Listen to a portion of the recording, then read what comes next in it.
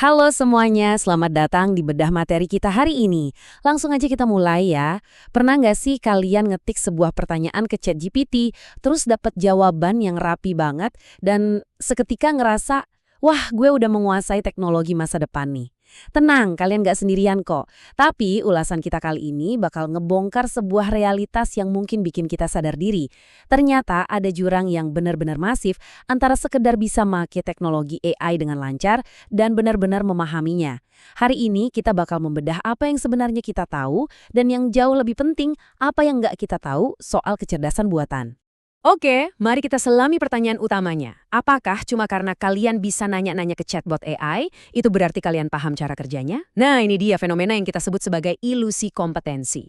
Di zaman digital sekarang, antarmuka AI itu dibikin super mulus dan gampang banget dipakai. Saking gampangnya, kita sering salah mengartikan kemudahan itu sebagai kedalaman pengetahuan. Kita ngerasa pinter. Padahal, di balik layar, kurangnya literasi AI yang sesungguhnya, ini bisa memicu kesenjangan digital jenis baru loh, di mana kita pada akhirnya cuma jadi konsumen buta dari teknologi yang super kuat ini. Buat ngebuktiin ilusi ini, kita tuh nggak bisa sekedar keliling nanya ke orang-orang, kalian paham AI nggak? Karena ujung-ujungnya, kebanyakan orang pasti bakal melebih-lebihkan kemampuan mereka. Disinilah sebuah studi terobosan tahun 2026 yang diterbitkan di jurnal Computers and Education oleh Klein Abraham dan rekan-rekannya mengambil peran. Mereka ngumpulin 800 orang dewasa pengguna internet. Dan alih-alih cuma nyuruh peserta nebak-nebak kemampuan mereka sendiri, para peneliti ini bikin tes berbasis performa aktual dengan 26 pertanyaan. Jadi mereka benar-benar nguji apakah orang-orang ini tahu persis di mana AI berada, gimana mesin itu kerja, dan apa dampaknya di dunia nyata. Nah, gimana caranya ngukur konsep sebesar pengetahuan AI? Mari kita lihat kerangka pemetaannya. Kalian gak bisa ngukur sesuatu yang sekompleks ini secara sembarangan kan? Butuh struktur yang rapi. Jadi, para peneliti membaginya ke dalam dua sumbu utama. Di satu sisi ada sumbu TUS, singkatan dari teknologi, pengguna, dan masyarakat. Sumbu ini fokus ngeliat di mana pengetahuan itu diterapkan. Apakah ke sistem AI-nya, ke interaksi penggunanya, atau ke dampak sosialnya. Terus di sisi lain ada sumbu CPE, konten, prosedural, dan epistemik. Nah, sumbu yang ini ngelihat jenis pengetahuannya, mulai dari fakta dasar, prosedur cara pakainya, sampai ke esensi dari info yang dihasilkannya. Jadi, poin paling krusialnya ada di istilah ini nih, pengetahuan epistemik. Mungkin kedengarannya asing ya, tapi ini literally bagian paling penting dari literasi digital modern. Pengetahuan epistemik itu soal paham, gimana sih AI merakit sebuah informasi, apa aja batasannya, dan sejauh mana kita bisa ngandelin kebenaran dari output si AI ini. Ingat ya, ini bukan sekedar soal gimana neken tombolnya, tapi soal berani mempertanyakan apa yang keluar setelah tombol itu ditekan. Kalau kita gabungin sumbu TUS dan CPA tadi, kita bakal dapat matriks 3x3 yang ngebentuk 9 kategori pengetahuan yang beda-beda.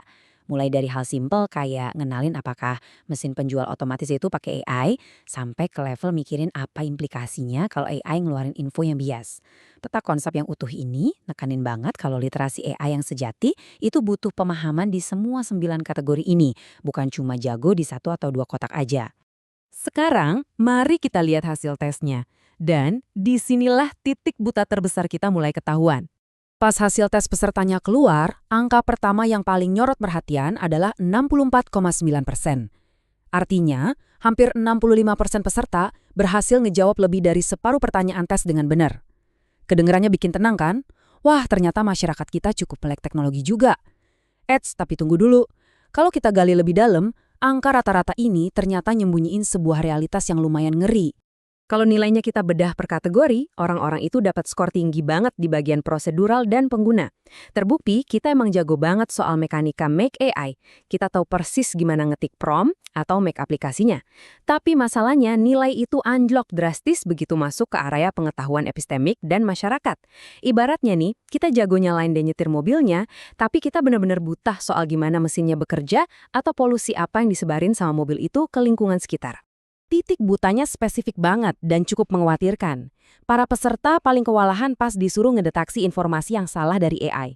Atau ngenalin kapan AI itu lagi memproduksi ulang stereotip sosial.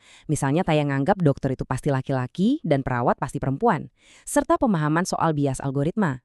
Datanya juga nunjukin kalau orang dewasa di atas 55 tahun dan mereka yang tingkat pendidikannya lebih rendah paling kesulitan di area ini. Kesenjangan antara skill operasional yang tinggi dan pemahaman etis yang rendah ini benar-benar nyiptain kerentanan massal. Hal ini ngebawa kita ke temuan yang paling bikin penasaran, paradoks kepercayaan AI. Kalau kalian pikir makin tahu bakal makin percaya, kalian salah besar. Nah, hal yang paling menarik dari temuan ini adalah adanya korelasi negatif yang sangat jelas antara pengetahuan epistemik dan tingkat kepercayaan kita sama AI. Artinya gini, makin dalam kalian paham gimana AI itu memproses informasi dan apa aja keterbatasannya, tingkat kepercayaan buta kalian ke AI justru bakal makin merosot. Pemahaman yang tinggi itu ternyata nggak bikin kita jadi patuh dan nurut aja, tapi malah bikin kita jadi ekstra hati-hati. Dan yang luar biasanya, pola yang persis sama juga kejadian di pemahaman soal dampaknya ke masyarakat. Orang-orang yang sadar soal risiko etika dan dampak sosial dari AI, kayak misalnya isu pelanggaran hak cipta atau bias algoritma, tingkat kepercayaan mereka juga ikutan turun jauh. Begitu mereka sadar sama risikonya, kepolosan mereka dalam make AI langsung hilang seketika. Berkurangnya rasa percaya ini sebenarnya berakar dari kesadaran kita yang makin tinggi. Di dunia akademis, ini disebut sebagai kepercayaan reflektif. Dan asal kalian tahu, skeptisisme ini bagus banget. Ini sangat sehat. Punya kepercayaan reflektif berarti kita nggak cuma asal percaya ke AI cuma karena dia kelihatan pinter. Alih-alih, kita ngambil keputusan berdasarkan bukti yang udah diverifikasi, sambil sadar penuh kalau teknologi ini punya batasan-batasan tertentu. Jadi, setelah ngebahas semuanya, gimana cara kita ngebangun literasi AI yang lebih baik ke depannya? Skala tes berbasis performa yang kita bedah hari ini bisa jadi peta jalan yang brilian banget. Ada 3 langkah praktis buat para pendidik dan pembuat kebijakan. Pertama, evaluasi pemahaman masyarakat pakai tes performa nyata, bukan cuma sekedar nyebarin survei kepuasan. Kedua, stop ngabisin waktu buat kampanye pengenalan teknologi yang basa-basi. Mendingan, bikin pelatihan yang secara khusus nargetin celah pengetahuan epistemik dan sosial tadi. Dan yang ketiga, ingat, tujuan utamanya bukan buat nakut-nakutin orang sama AI, tapi buat ngebangun kepercayaan reflektif tadi, menciptakan masyarakat yang selalu mikir kritis, ngevaluasi setiap kata yang dikeluarin sama mesin. Sebagai penutup, coba deh renungin pertanyaan ini. Kalau kita berhasil nutupin semua celah pengetahuan soal AI ini, apa itu bakal bikin kita jadi pengguna yang lebih hebat? Atau sekedar bikin kita jadi individu yang jauh lebih skeptis? Iya, mungkin aja di era kecerdasan buatan ini, jadi sosok skeptis yang teredukasi adalah definisi paling pas dari pengguna yang sempurna. Teruslah bertanya, jangan pernah berhenti belajar, dan selalu kritis ngebaca apapun yang ada di layar kalian. Sampai jumpa di bedah materi kita selanjutnya.